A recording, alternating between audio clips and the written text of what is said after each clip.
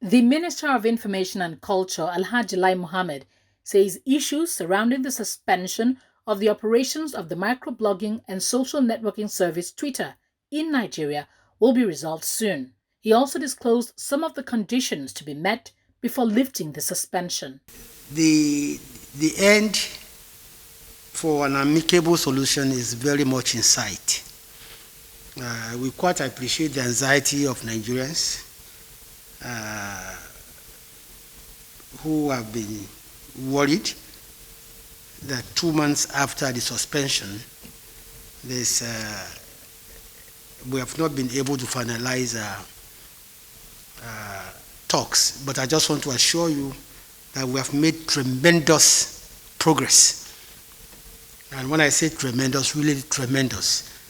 We've engaged Twitter, both in writing. We've engaged Twitter. We set up a technical committee to engage Twitter. They set up their own committee too.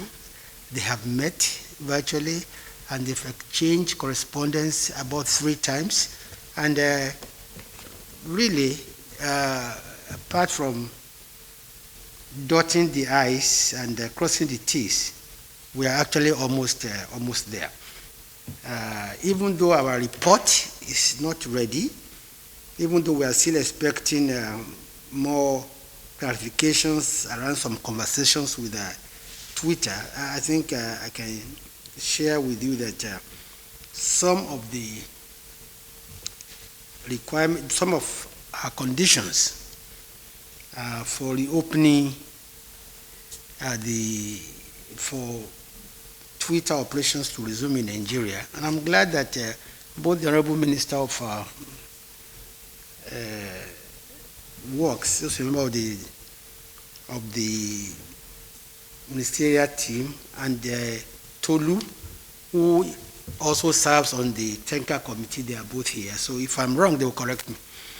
I know that one of the conditions that we set was that Twitter must first, that in line with Nigeria's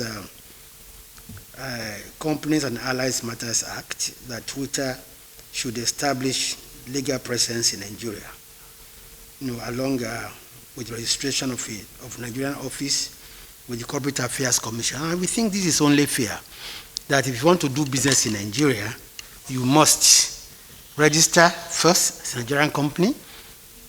And of course, for you to register in Nigeria, you must have an address. That's one of the conditions we gave Twitter.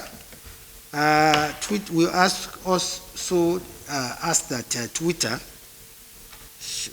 shall be mandated to employ a designated country representative.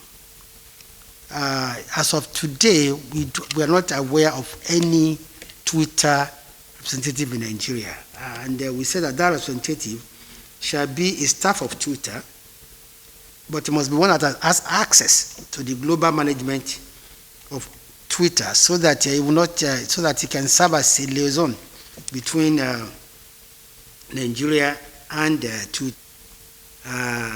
Fourthly, we asked that Twitter will be mandated to retain a designated local agent to manage its engagement with federal government on operations in Nigeria.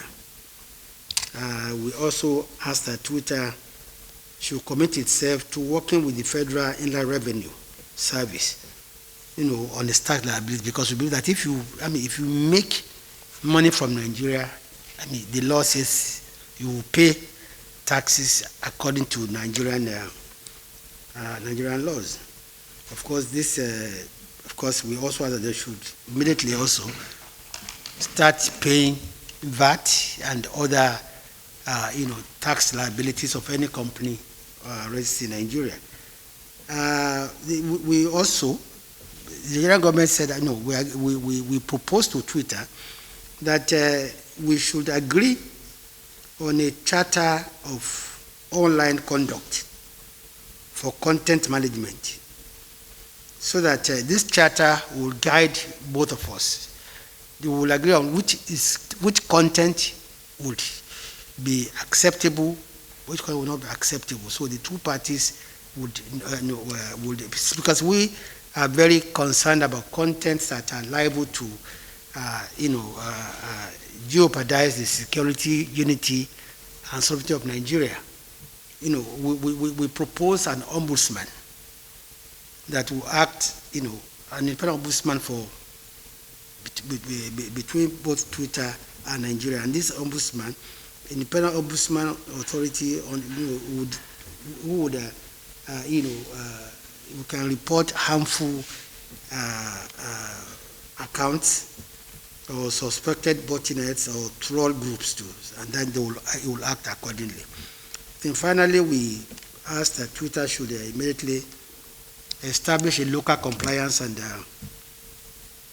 grievance redress mechanism to be domiciled in Nigeria and to be, be staffed by persons who understand local context and our culture. So this is broadly what we have sent to Twitter.